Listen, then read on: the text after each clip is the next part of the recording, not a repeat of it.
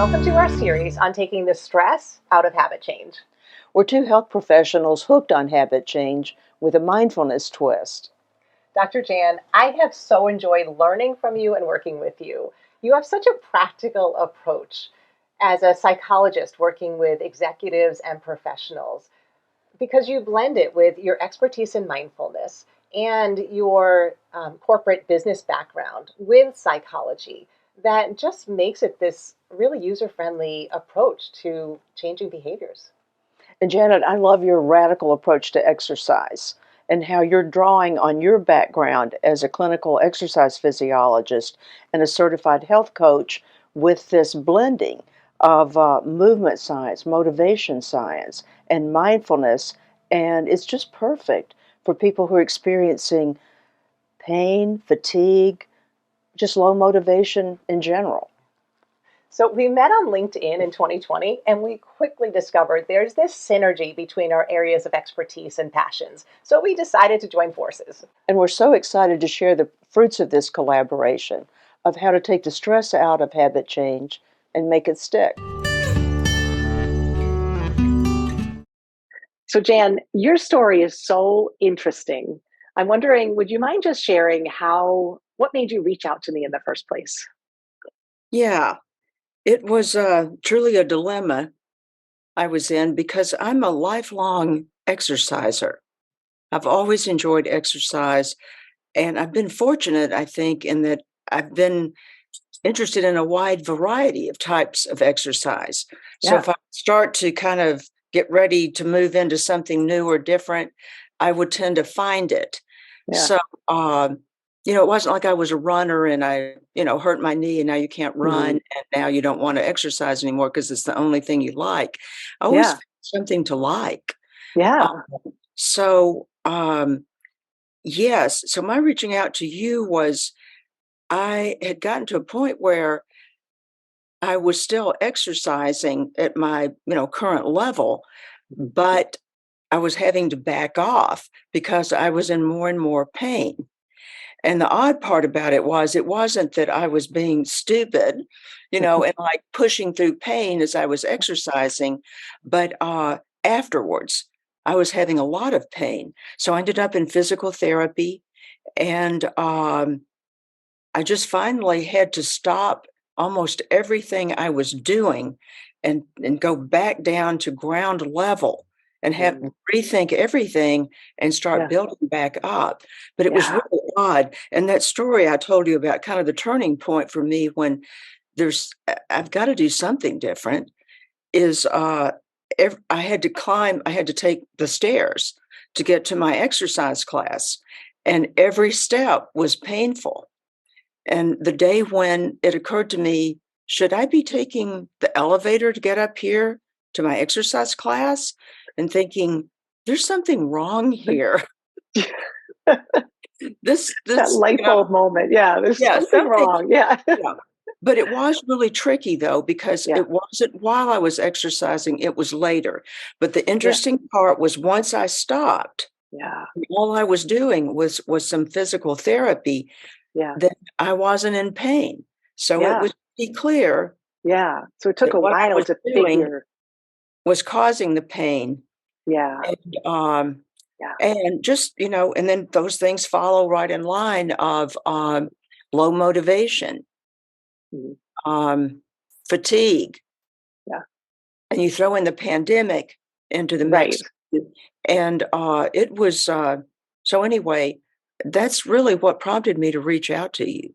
Right. It was really this perfect storm of these symptoms you were having, meeting with this lifelong exerciser, identity and real confidence with your exercise ability and wide range of things. And then, but confronted with what your body's trying to tell you.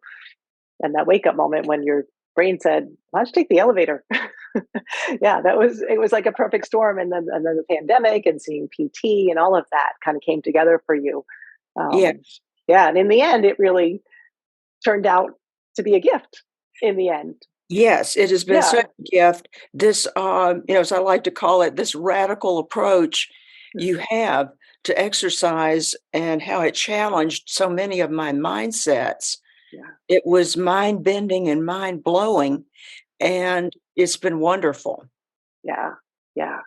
Well, I'm so glad you did reach out because it's been enriching for me, and I've learned so much from you, which is why we're here doing these talks. And um, as you know, there's three mindsets that I've identified that I find are the main things that get in the way.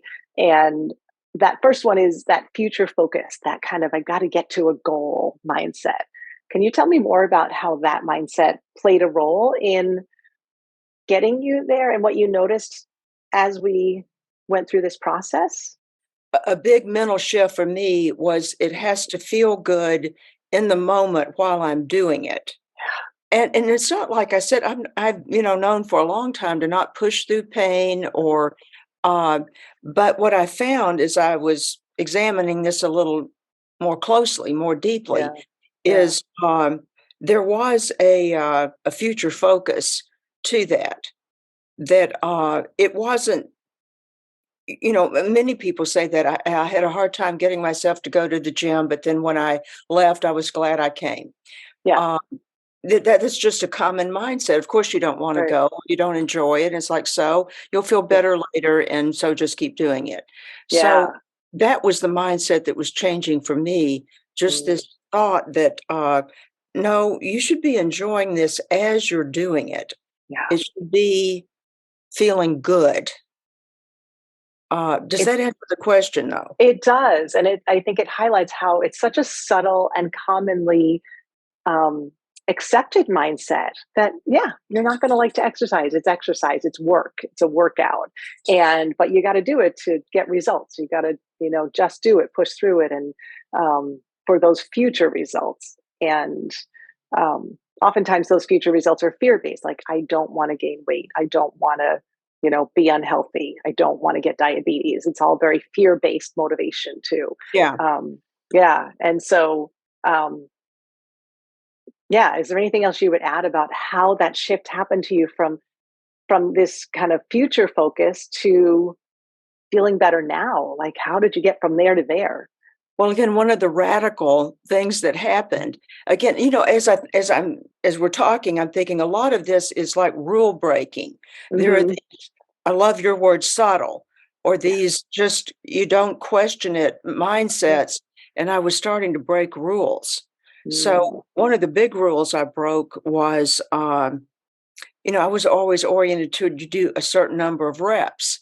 yeah. So even as I was Yeah. starting to build back and finding Yeah. things to do, it's like, well, you need to, it was a pusher thing. It's like, no, Hmm. you need to do 15 of these. And instead, when you go into your body and you're just with your body doing it, Yeah. what started happening is I was stopping when my body was ready versus my mind pushing me. But Yes. then there was kind of an inner critic attack there, especially the first time I ever did that, because Yeah. it's like, Yeah. I'm just gonna stop now. And it Right. and that's when my inner pusher went nuts. Yes. And And that inner pusher. it's like, Go ahead. "What? What are you doing? You don't do that." You know? You're supposed to push for those last Yeah. few reps. It's Yeah. like, "What is wrong with her?" And Right. so it was this really, again, mind-bending, like, "Nope, you know what? I'm fatigued, I'm gonna stop Yeah. now." Yeah. And I'll add in one other little element to that too, is I was not necessarily doing the same thing. "Well, you did 10 on this side, you need to do 10 on this side." And it's like, well, why don't we just challenge that rule? Just investigate and see and just do as many, and it's becoming less about counting reps than it's just inhale and exhale, or Yeah. relax, or and Yeah. then squeeze release, and it's more based on that, and your body kind of knows when it's ready to stop. You really started trusting your Who would have body. thought? Yeah, who would have thought, right? Your body's pretty smart. Who would have known What it? does your body know Yeah, about this? exactly. Right. I know. And that leads perfectly into that second mindset, which is motivate me.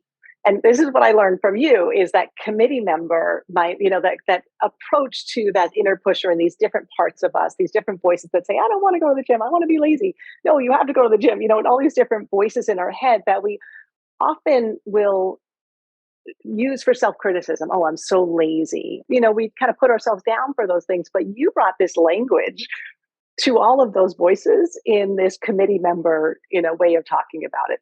And I love that. And that really has helped me with other clients as well. But it goes to the second mindset of like, I need you to motivate me. I need someone to motivate me.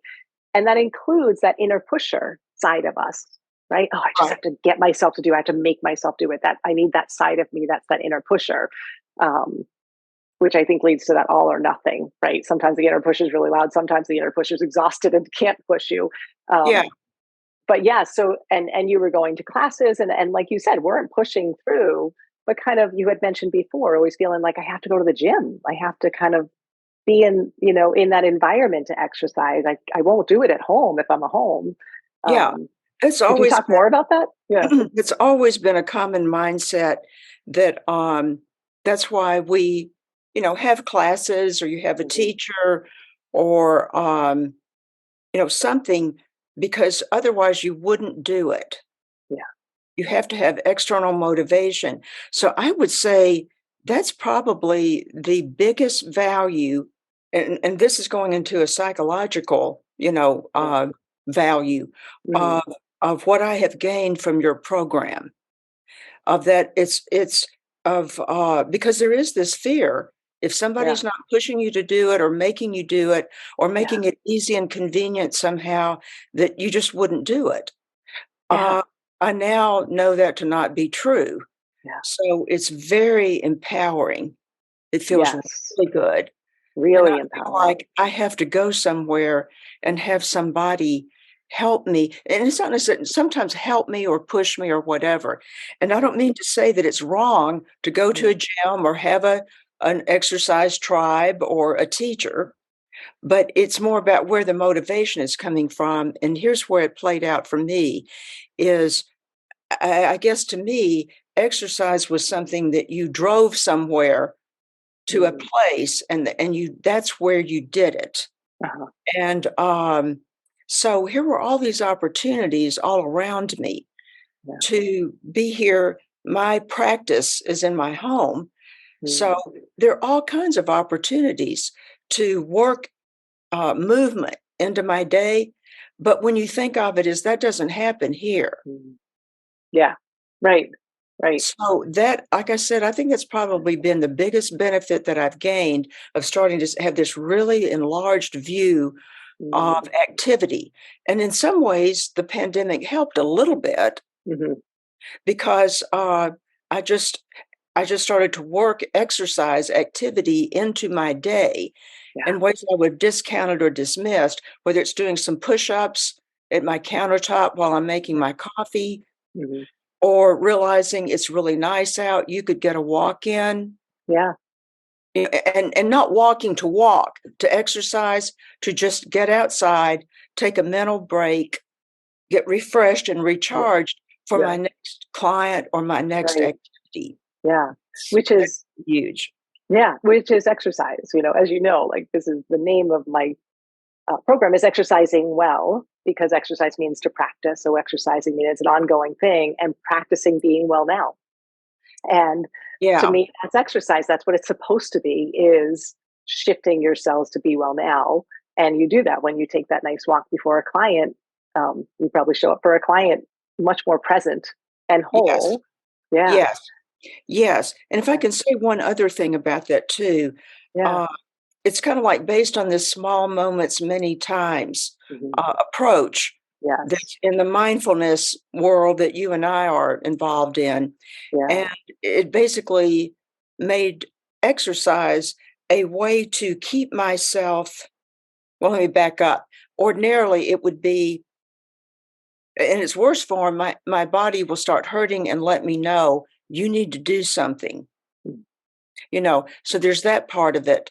Um, but being able to listen to that and be more responsive at small moments, small bouts all during the day as opposed to like, "Oh, I'm just collapse," or, Yeah. "I'm really hurting." In other words, you can pace this out and intersperse it through your day to where you're pretty much it's energy management. You're Hmm. keeping your energy up, you're resting as you need Yes. to. It's more of this even keel Yeah. versus these extremes. Does Yeah. that make sense?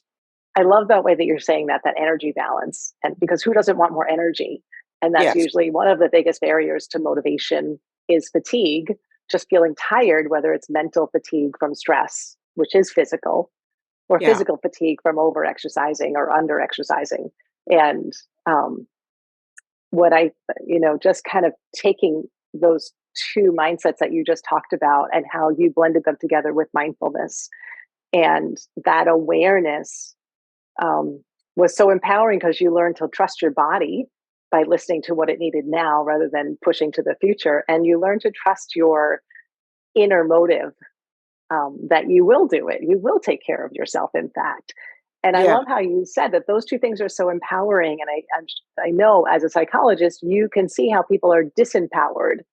Like if someone had a relationship where someone was saying, "Oh, you have to do this," I'm going to push you, I'm going to motivate, and it was not autonomous. It was not, uh, listening. It wasn't based on Mhm. listening and trusting, right? That relationship wouldn't be very solid. And yet, exercise can deteriorate that relationship with ourselves and deteriorate trust in ourselves and our bodies.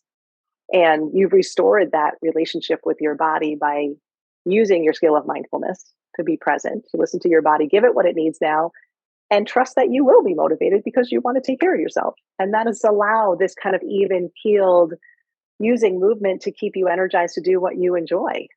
Yes, that's a really good point, though. That again, and certainly during the pandemic, there is this kind of, you know, stopping of activity, or nobody's pushing you. You can't get there in the first place to even do it.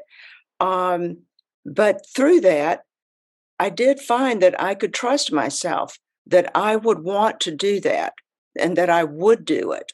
Mhm. Uh, so that is such a mindset shift, or It's that huge. ability to trust myself. Yes. You will do it, and you won't have to Yeah. make yourself do it. Mhm. You'll Yes. just do it. Is Yeah. that incredible? It's incredible and it has ripple effect into other parts of well-being, right? If you can trust yourself in the same way, if you're not the way I see it, exercise deteriorates trust in ourselves, and that has ripple effect into the way we eat, our relationships, our vocation, every other part of our well-being. If we are we're disconnected from our body and not trusting what it's telling us now, how can we then have well-being in other places? Our body carries three parts of our well-being. It carries our physical, emotional, and spiritual well-being. Yeah, So yeah, and this also kind of segues into the more is better yeah, concept, that yes, subtle concepts that's yes, operating. So again, a huge, paradigm shift for me was this attitude that if you're not doing, oh, good grief, at least 45 minutes, an mhm, hour exercise, or, a class, a typical class mhm, or workout, then it's just not worth it. It's not doing you any good. yeah. And I've just completely blown that myth that, What loud? Yeah, yeah. But again, part of what keeps us from exercising is that we think it takes too long. yeah, Well, once I started letting myself break some rules and explore some things, it's like, okay, you could do 10 minutes of something here, yeah, whether it's for your mobility or your hmm, stamina or your strength or any yeah, any of those. And not only will that help you with your energy management, just getting through the day, but that works. yeah, So all of a sudden it becomes doable. You don't mm, have to drive to the gym and spend an hour there, or in your home gym. You don't yeah, have to get down on your mat, for 30 minutes for it to even count or be worth it. It's like right, this can all be fit in to your yeah, day. yeah. And I like what you said before about it gave you energy, and that's the opposing mindset that doing enough to spiral up now. And these mindsets feed each other, right? If you're doing enough to spiral up now and that gives you more energy, then you're trusting your body to tell you, oh, okay, that 15-minute walk was just enough. I feel energized and calm and ready for my next event in the day. And that enough to spiral up mindset instead of the more is better mindset has that Yes, huge payoff that you just described. Yeah. exactly, Yeah. exactly. Yeah. Wow. So what's been your takeaway? Like, what's your big message? You know, you this has been such a journey for you. You know, what's your advice for people who are struggling with pain, motivation, stress, time, energy, whether they're exercisers or not? Um, I'd say that, again, this program, maybe what would be helpful, actually, if you can just kind of lay out your program, because Yeah. basically that is what changed things for me. But you have this nice way of kind of describing it very concisely. Um, I think if Yeah. you say that, you'll do a better job than I will of, I what is the Yeah, takeaway? yeah. The program has really evolved over 30 years of talking to people like you who are struggling and learning about, okay, where are the sticking points? And right down to how to access it and what you need. And so it's not just an online program, it's backed up with coaching and that combination of learning on your own through the online program experience and then coming back and kind of debriefing and coaching, Mhm, taking that, learning, and that back and forth makes it um, personalized enough that you can learn your own self motivation. So I found that that combination really works really nicely. So it's a combination of online course and coaching.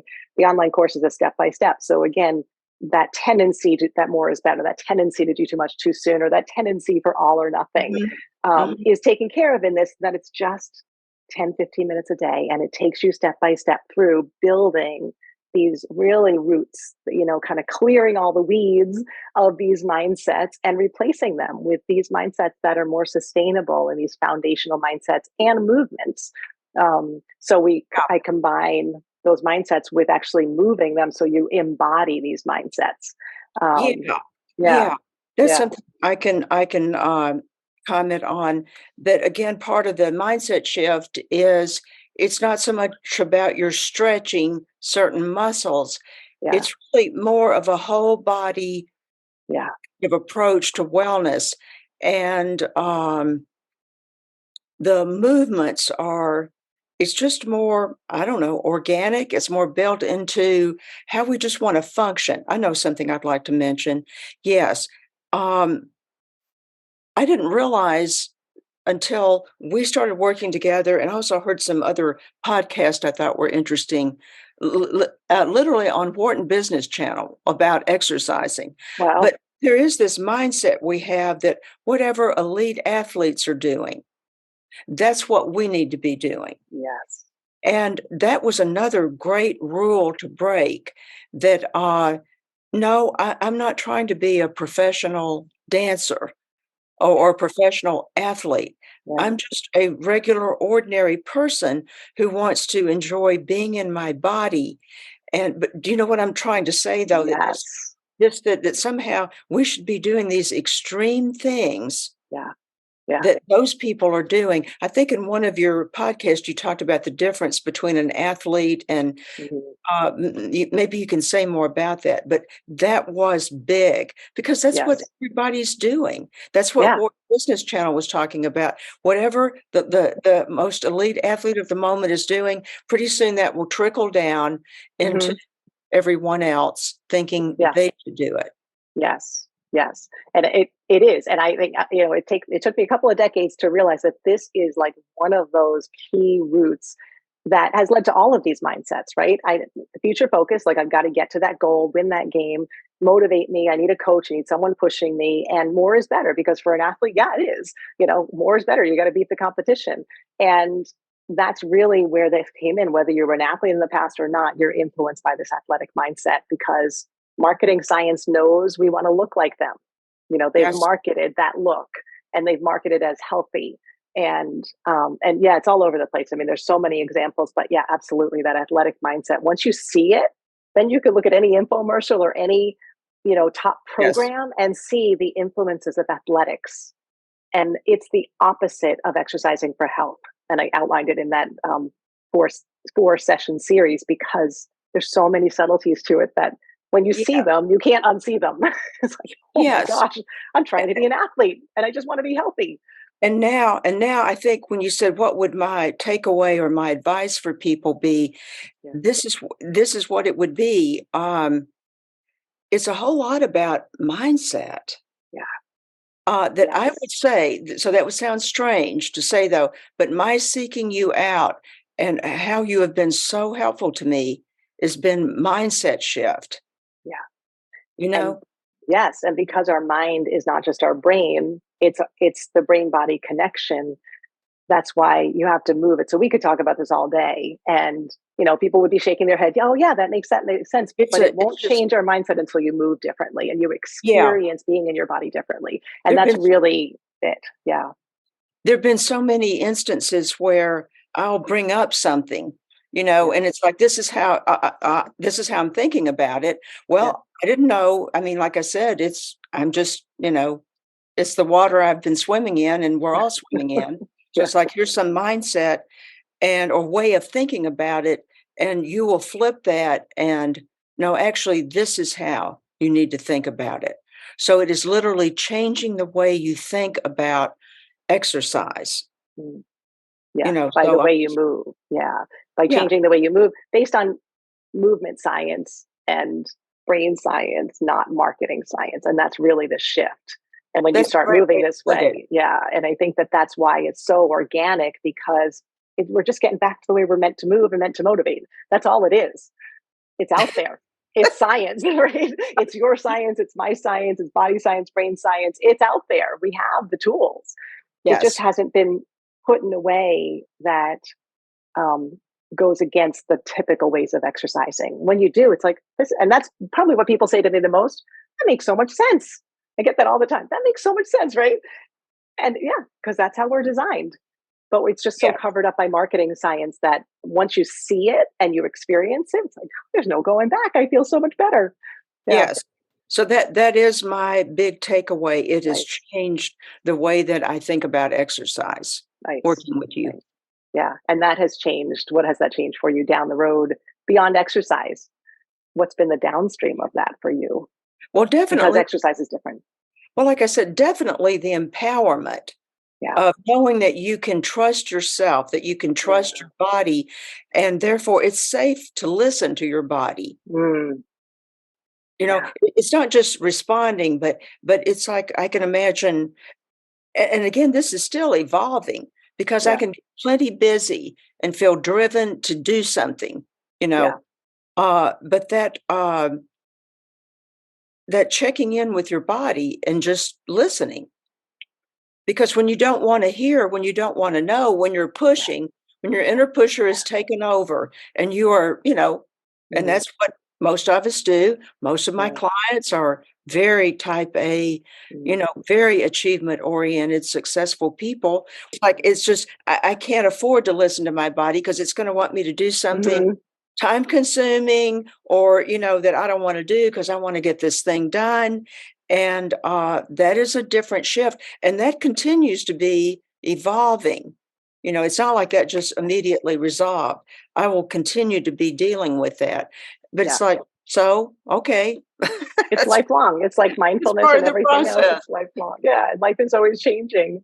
But I can't wait to dive into this with you on the mental health aspect of that ability to listen to and trust your body, and really have a deeper conversation about what that means and how that carries over into mental health and motivation Oh, and all of that from your perspective as a psychologist in our future sessions and discussions. oh, yeah. I I can't can't wait for that. wait to do that because so much of a person being able to do something different, either Yeah. with themselves or in a relationship, it comes Mhm. down to that very thing of, you sense it in your body.